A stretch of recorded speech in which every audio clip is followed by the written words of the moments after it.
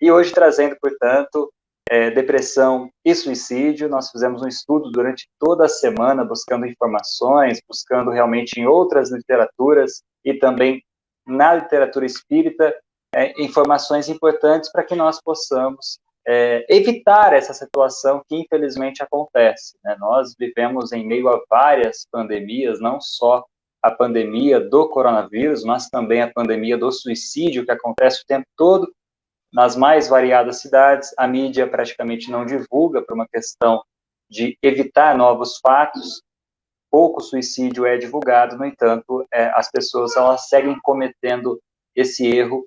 E então nós começamos falando sobre a depressão primeiro, e aí eu peço permissão que eu tenho que ler algumas coisas, né, que a gente acabou estudando e obtendo essas informações, né?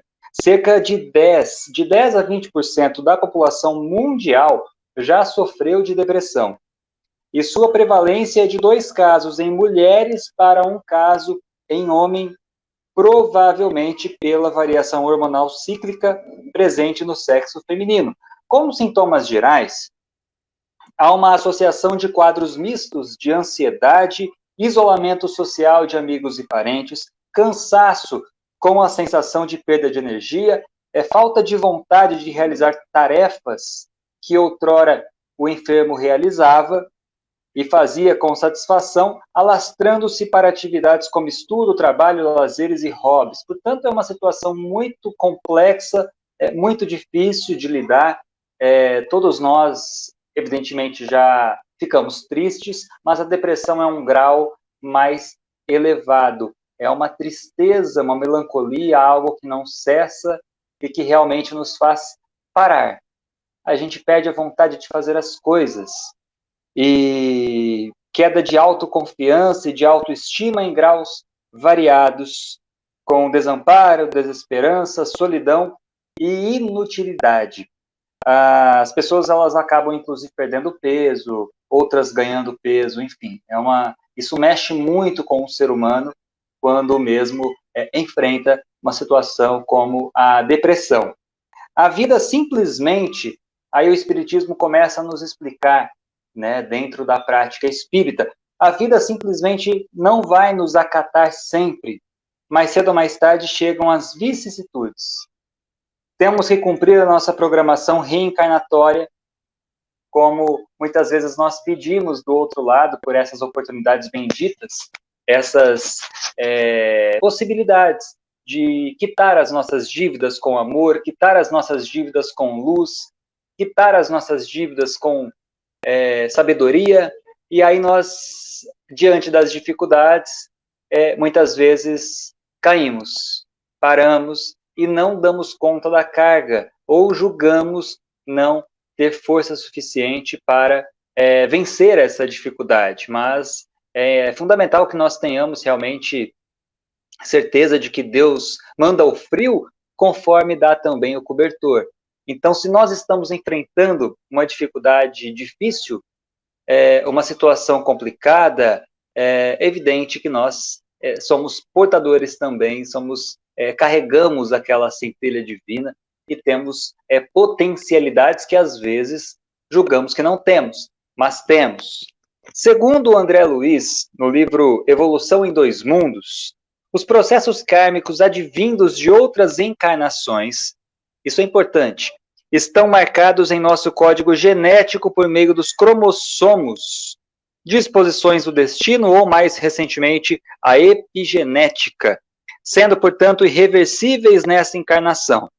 A evolução da doença e a aquisição de novas moléstias seriam controladas pelo citoplasma, explica André Luiz, pela ação dos bióforos ou unidades de força psicossomática nas mitocôndrias que atuam neste citoplasma e, consequentemente, no corpo físico, que modificam a informação enviada pelo núcleo celular ao citoplasma, podendo, a partir das ações mentais, impedir sua manifestação ou torná-la mais ou menos grave. Assim, por exemplo, um paciente que encarna com a programação de câncer poderá ter, pela sua conduta equilibrada, pelo bom pensamento, pela boa prática, pela boa moral, pelo equilíbrio, né, mudar a informação kármica do núcleo celular por meio dos bióforos e apresentar um tumor benigno. Isso é fundamental que a gente saiba, sendo esta a lei de misericórdia divina que concede a cada um segundo suas obras, segundo André Luiz. Ou seja, no núcleo celular, os cromossomos, traríamos as disposições kármicas e no citoplasma, por meio dos bióforos, a evolução da doença kármica e a formação de moléstias não kármicas de acordo com nossas atitudes mentais, o livre arbítrio. Portanto, o psiquismo penetra o seu perispírito. Nós materializamos doenças se não nos dispusermos a melhorar nosso nível vibratório e saímos de condicionamentos doentios que se demoram há séculos. Olha só como a força do pensamento, né?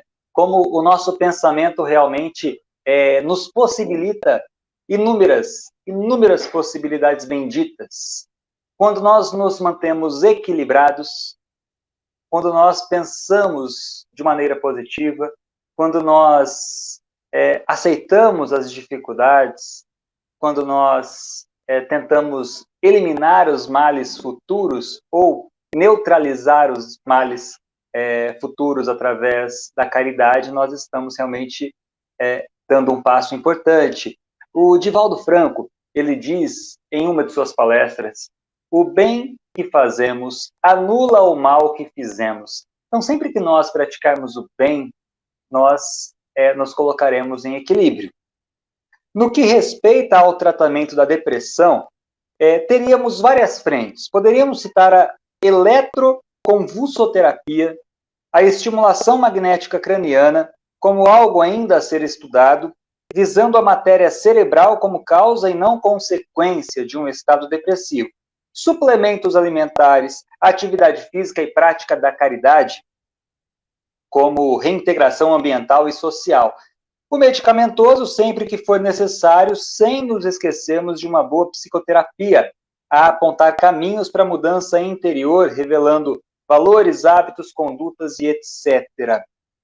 Essas informações últimas, já no livro Evolução em Dois Mundos, também pelo Espírito André Luiz, psicografia de Chico Xavier e Valdo Vieira.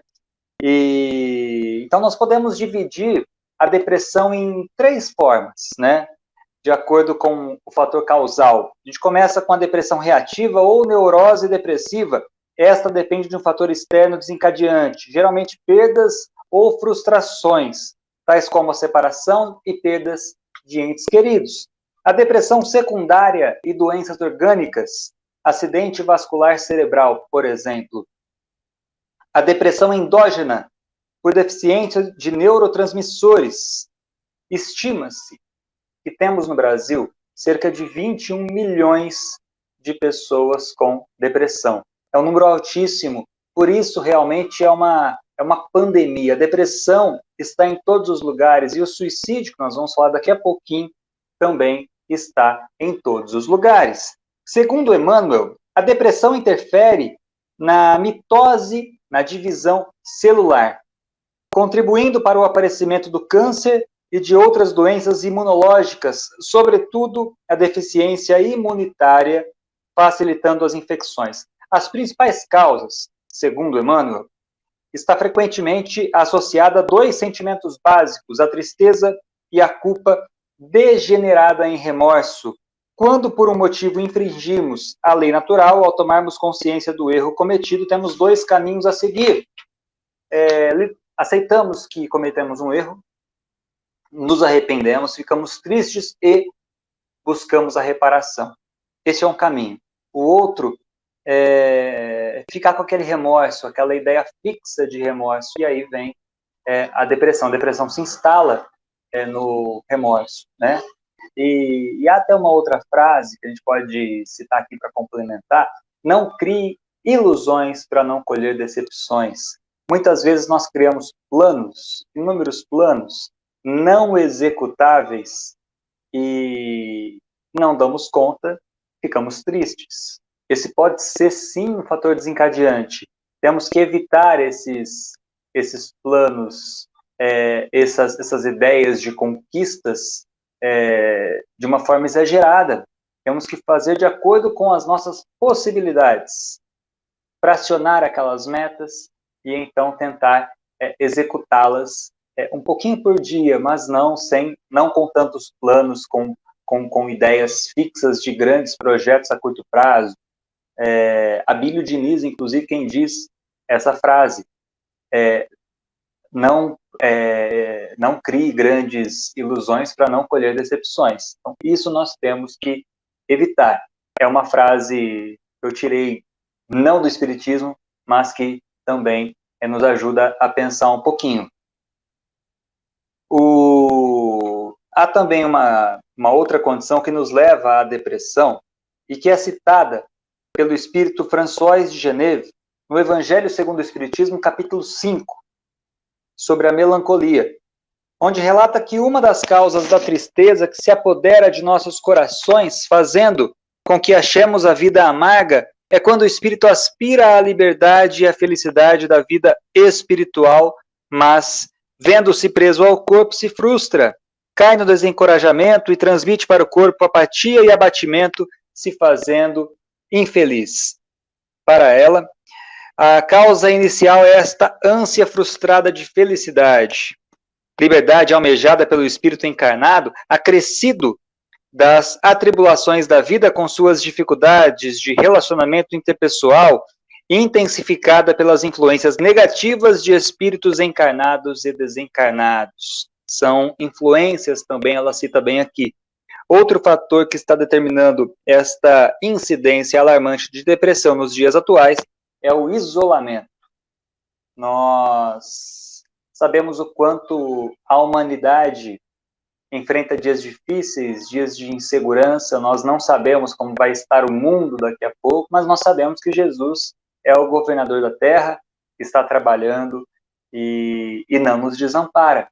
Ele nos mostra o caminho da aceitação, ele nos mostra o caminho, que é quando nós carregamos a nossa cruz e ainda, apesar de pesada, acreditamos que Deus está ali a sustentando e nos ajudando a carregá-la. Então, nós não estamos sozinhos. Nós estamos, sim, com uma falange de espíritos amigos, invisíveis aos nossos olhos, mas quando fechamos os olhos da carne, abrimos os olhos da alma e podemos, então, nos conectar com eles e pedindo ajuda, pedindo conselhos. Enfim, a espiritualidade se manifesta através de intuições, se manifesta em sonhos, se manifesta através da clarividência de quem tem. Nós estamos realmente no lugar certo, na hora certa e com as pessoas certas e possuímos, sim, recursos benditos que nos são colocados, como a oração e etc. E o tratamento para a depressão é um sintoma. A depressão é um sintoma que nos diz que não estamos nos amando como deveríamos.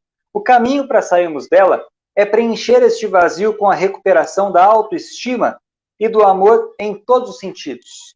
Primeiro, procurando nos conhecer e nos analisar, com o intuito de nos descobrirmos, sem nos julgarmos, sem nos punirmos e sem nos culparmos. E depois, nos aceitarmos como somos, com todas as nossas limitações, mas sabendo que temos toda a potencialidade divina, aquela centelha divina dentro de nós, esperando para desabrochar como sementes de luz. Isto nada mais é do que desenvolver a fé em si e no Criador, é aquela fé raciocinada que o Espiritismo bem diz, sentimento este que transforma e que nos liga diretamente a Deus.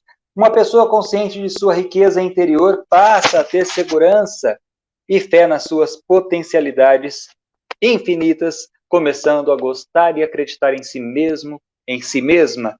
A terapia contra a depressão se baseia no amar e no servir. Em uma das palestras do Divaldo Franco, aqui em Ribeirão Preto, ele dizia o seguinte, eu fiquei pensando naquilo, porque quem somos nós, perto da autoridade moral que o Divaldo carrega?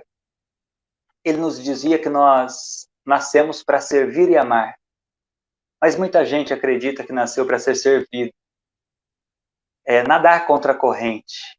Agora, quando nós fazemos aquilo, aqui viemos, aqui fizemos planos, juras, né, de conquistas morais, nós realmente ficamos mais felizes. Nós realmente evitamos uma série de dissabores, porque nós nos colocamos à disposição de amar. Nós não esperamos muito do outro ou nada do outro, fazemos a nossa parte. Aí entra uma outra frase que complementa essa, da Madre Teresa de Calcutá, né, uma grande figura que passou por aqui, e ela diz que aquilo que nós fazemos pelo outro, no fim das contas, você pode até pensar, mas o fulano não merece que eu seja bom para ele. Aí ela diz, aquilo que nós fazemos pelo outro, no fim das contas, não é algo entre nós e o outro, mas sim algo entre nós e Deus. Então nós temos que fazer a nossa parte, cada um dá o que tem e temos, portanto, que fazer aquilo que nós temos condições de fazer. Se nós temos um pouco mais de condição de amar, de servir, vamos amar e vamos servir.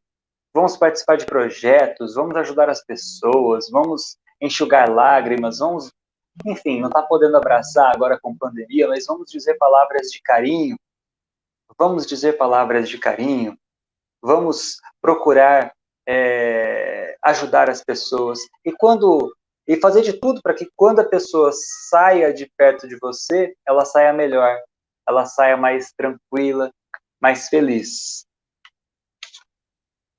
Não fique estagnado, essa é uma outra informação, esperando que as coisas aconteçam em seu favor. Haja em favor do próximo e não se surpreenda se você for o mais beneficiado. Isso é fato. Quando nós participamos de algum projeto de caridade, ajudamos as pessoas, nós somos os primeiros beneficiados, porque é a tal da embriaguez sem vinho, todo mundo fica feliz e a gente realmente se sente completo, muito completo, realizado, porque nós estamos em conexão com os bons espíritos, com aquela falange amiga que eu disse, de bons espíritos. Leituras edificantes, uma conversa com um amigo, um terapeuta ou um orientador espiritual ajuda você a ver o problema por um outro ângulo.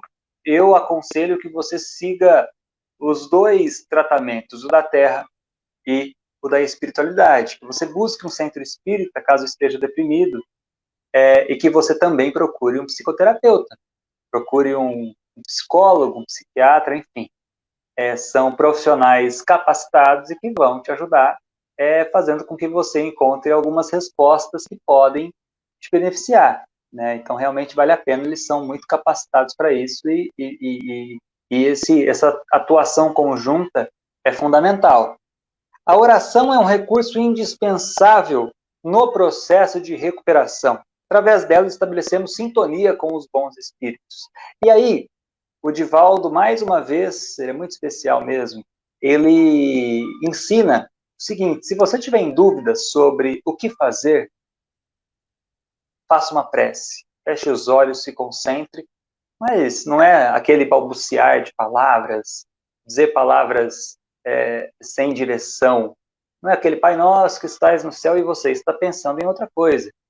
É a conexão, fechar os olhos e imaginar que há ali alguém te ouvindo. Então você começa a pedir, você começa a orar.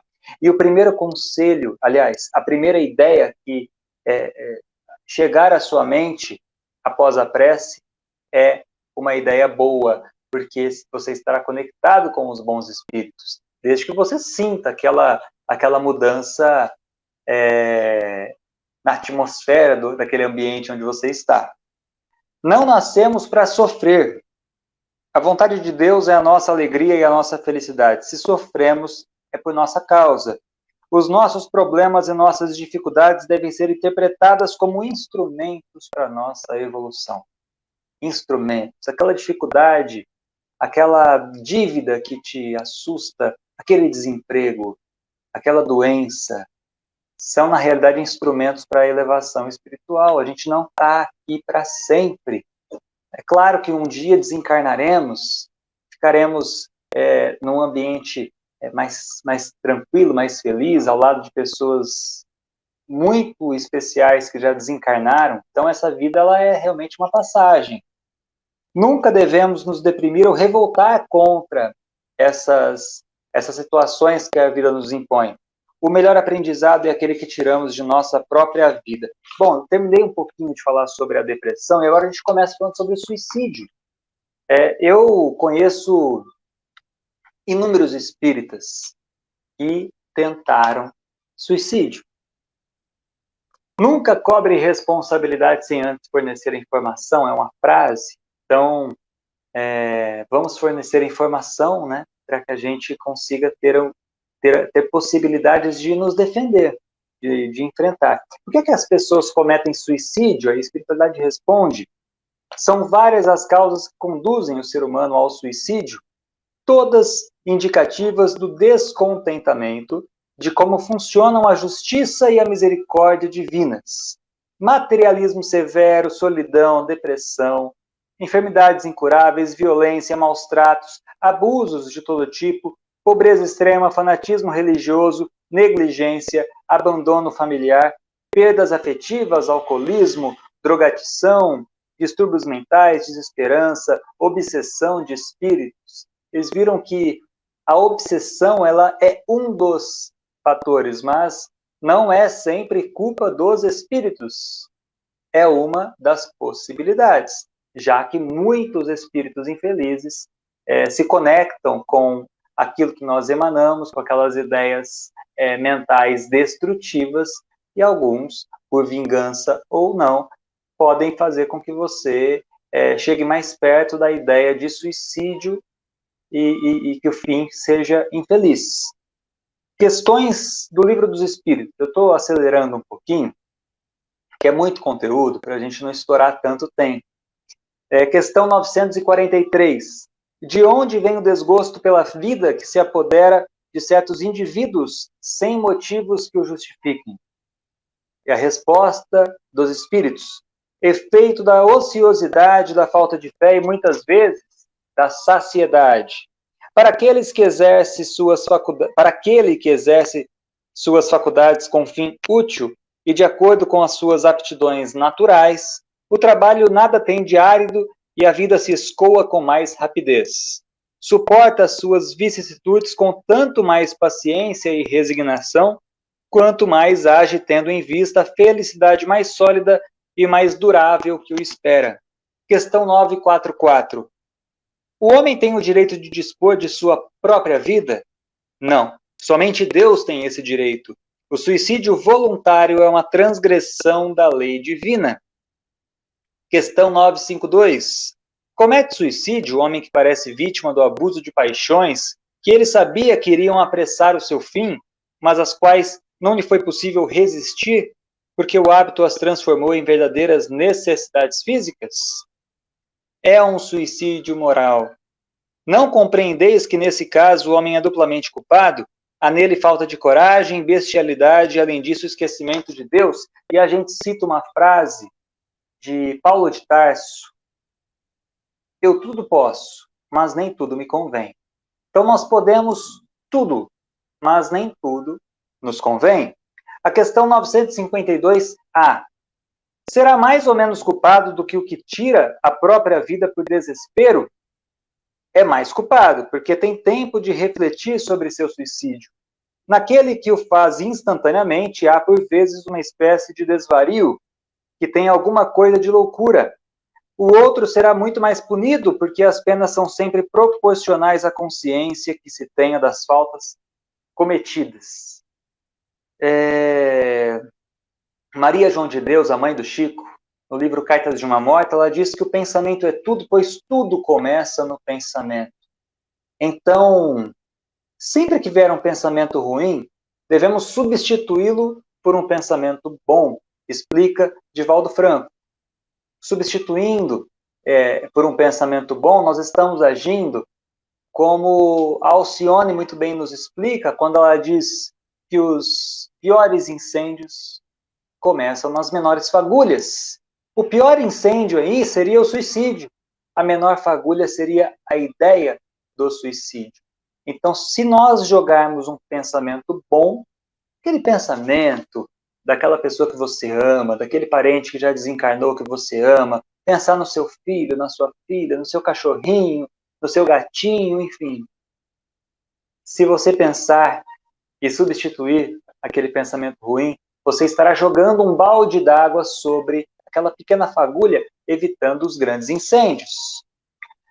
Manuel Filomeno de Miranda, ele diz, nas palavras do Divaldo Franco, né, através do Divaldo Franco, sobre o suicídio. O suicídio é terrível, mal que aumenta na humanidade e que deve ser combatido por todos os homens. Essa rigidez mental que resolve pela solução trágica é doença complexa. Conscientizar as criaturas a respeito das consequências do ato, no além-túmulo, das dores que maceram os familiares e do ultraje às leis divinas, é método salutar para diminuir a incidência dessa solução insolvável. E há aqui um depoimento do irmão X, um nosso querido Humberto de Campos, ele, no livro Estante da Vida, né, dobradinha com Chico Xavier, ele nos traz uma entrevista, o mesmo era jornalista maranhense, lá nos anos 30, anos 20, anos 30, e ele foi solicitado que o mesmo fizesse uma entrevista com uma moça que havia cometido suicídio. E ele, então, a entrevistou no além-túmulo e trouxe para nós, na obra citada, as lições importantes. A irmã possuía alguma fé religiosa que lhe desse convicção na vida depois da morte? E ela responde: seguia a fé religiosa como acontece a muita gente que acompanha os outros no jeito de crer, na mesma situação com que se atende aos caprichos da moda. Para ser sincera, não admitia fosse encontrar a vida aqui, como a vejo, tão cheia de problemas, ou talvez mais cheia de problemas que a minha existência no mundo. E aí, Humberto de Campos pergunta: quando sobreveio a morte do corpo, ficou consciente ou inconsciente? Não conseguia mover sequer um dedo. Mas, por motivos que ainda não sei explicar, permaneci completamente lúcida e por muito tempo. Quais as suas primeiras impressões ao verificar-se desencarnada? Ao lado de terríveis sofrimentos.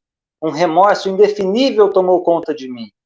Ouvia os lamentos de meu marido e de meu filho pequenino, em vão gritando também a suplicar socorro. Quando o rabecão me arrebatou o corpo imóvel, tentei ficar em casa, mas não pude. Tinha a impressão de que eu jazia amarrada ao meu próprio cadáver pelos nós de uma corda grossa. Sentia em mim um fenômeno de repercussão que não sei definir, todos os baques do corpo no veículo em correria, atirada com ele a um compartimento de necrotério.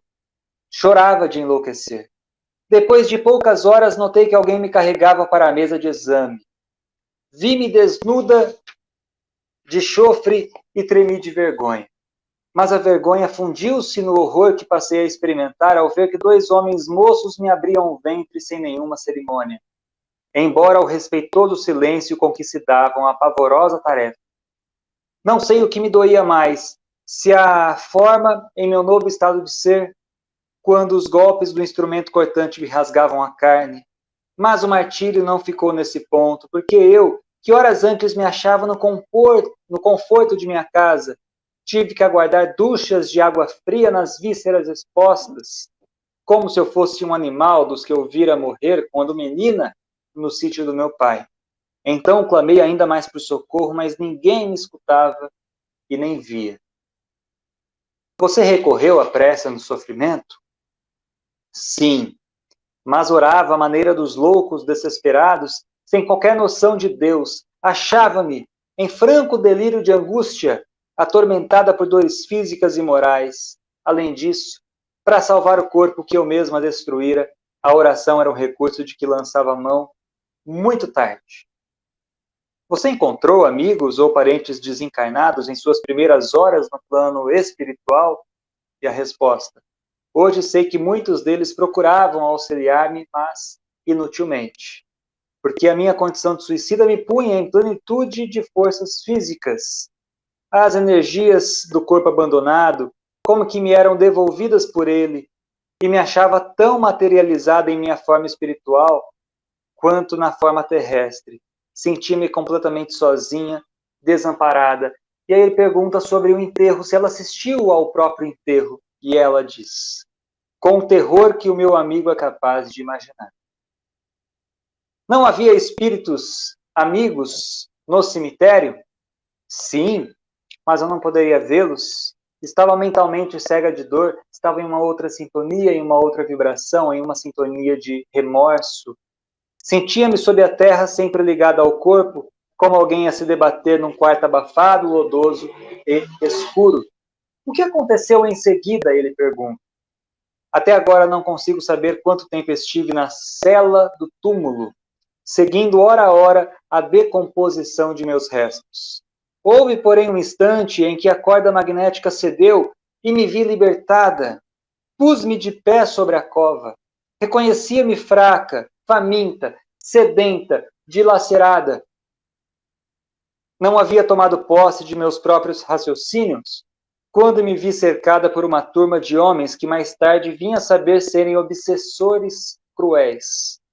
Deram-me voz de prisão. Um deles me notificou que o suicídio era falta grave, que eu seria julgada em corte de justiça e que não me restava outra saída senão acompanhá-los ao tribunal. Obedeci e para logo fui por eles encarcerada em tenebrosa furna, onde pude ouvir o choro de muitas outras vítimas.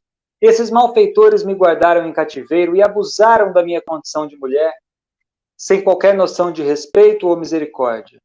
Somente após muito tempo de oração e remorso, obtive o socorro de espíritos missionários que me retiraram do cárcere depois de enormes dificuldades a fim de me internarem num campo de tratamento. E por que razão decidiu matar-se? Ciúmes do meu esposo, que passara a simpatizar com outra mulher. Julga que sua atitude lhe trouxe algum benefício? Apenas complicações. Após 6 anos de ausência, ferida por terríveis saudades, obtive permissão para visitar os meus entes na residência em que julgava como sendo minha casa no Rio de Janeiro.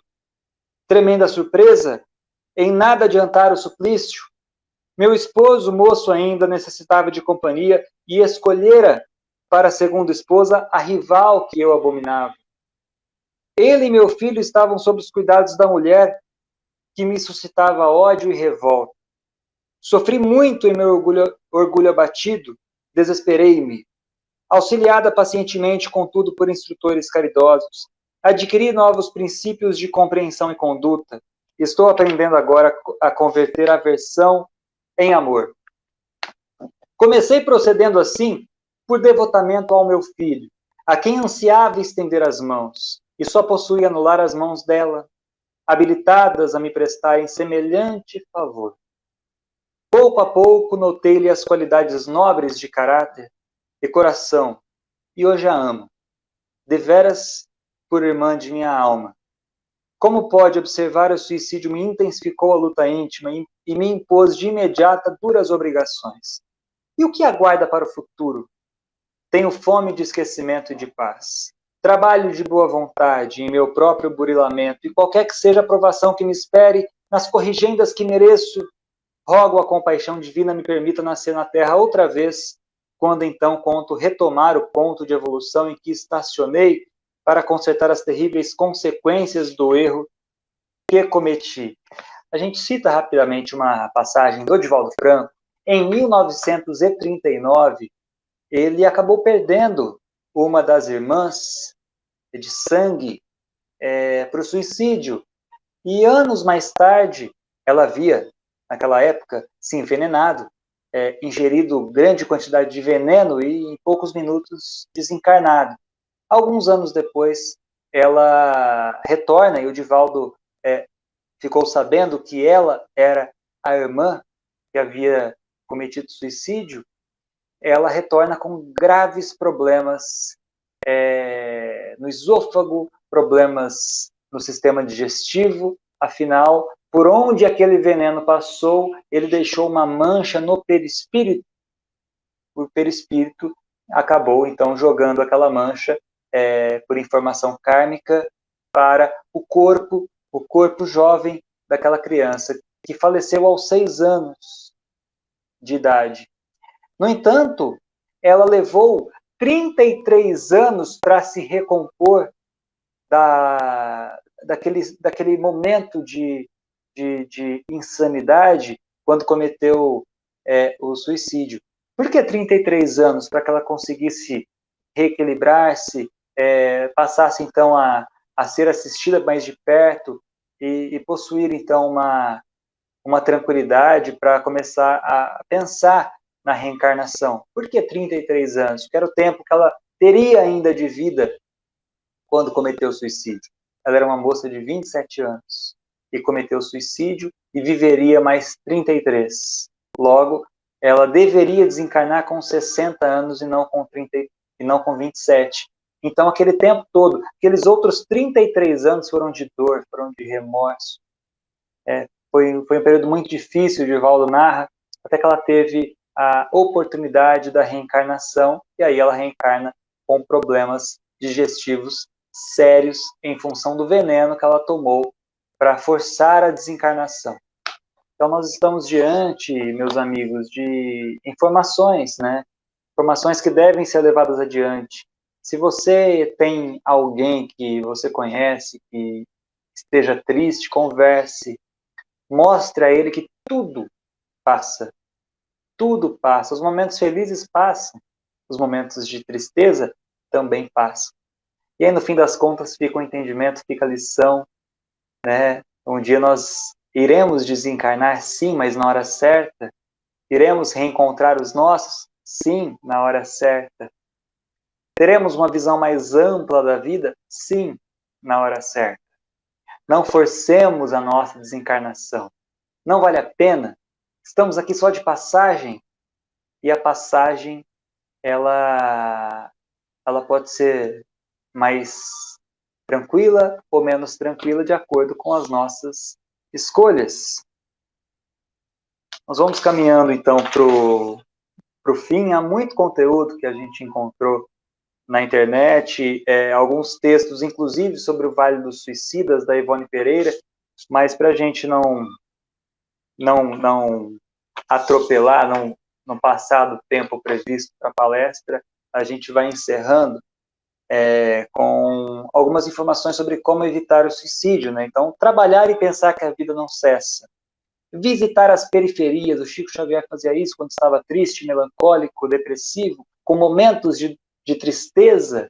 O Emmanuel dizia, visite as periferias, vá até os hospitais, e ele ia e via situações mais difíceis. Chico, certa vez, estava acometido por um problema cardíaco e ele estava com muito medo de desencarnar. Então, um dia ele pede para o Dr. Bezerra de Menezes solicitar a Nossa Senhora Aparecida uma palavra de bom ânimo. Meses depois, Nossa Senhora entrega ao Dr. Bezerra de Menezes, essas informações estão num livro chamado Lindo, Os Casos de Chico Xavier, ela encaminha essa mensagem e no bilhete que o Chico foi instruído pelo Dr. Bezerra a escrever, ele escreveu apenas, isso também passa. Então, quer dizer, ele ficou com aquilo na cabeça, isso também passa. A moléstia passa, a dor passa, a enfermidade passa, momento difícil passa, porque tudo aqui na Terra passa. Estamos, de fato, só de passagem. E orar, vigiar, aprender, estudar, ler as obras espíritas.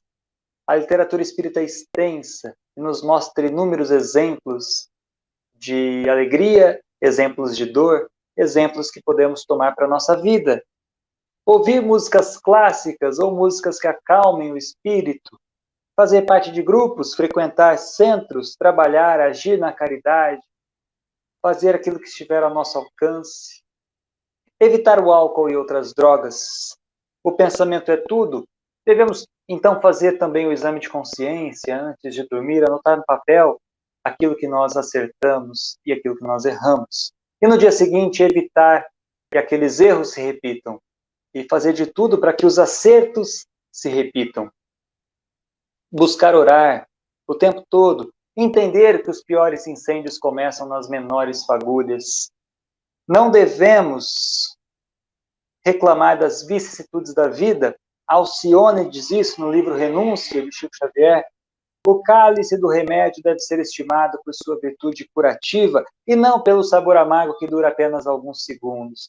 O que é o cálice do remédio? São as situações que nós passamos e que são fundamentais para o nosso aprendizado. Elas não devem causar depressão. Elas devem ser aceitas com resignação dinâmica, aceitando as dificuldades da vida e fazendo de tudo para atenuar as dificuldades futuras que estão previstas pelo processo kármico. Deus não concede as claridades divinas para as horas tranquilas da existência. Estudemos, oremos, façamos a nossa parte, façamos aquilo que Jesus faria se estivesse em nosso lugar. Lembrando, a gente finaliza com uma frase de Madre Teresa: as mãos que ajudam são muito mais sagradas do que os lábios que rezam. Que Deus abençoe a todos e até a próxima palestra.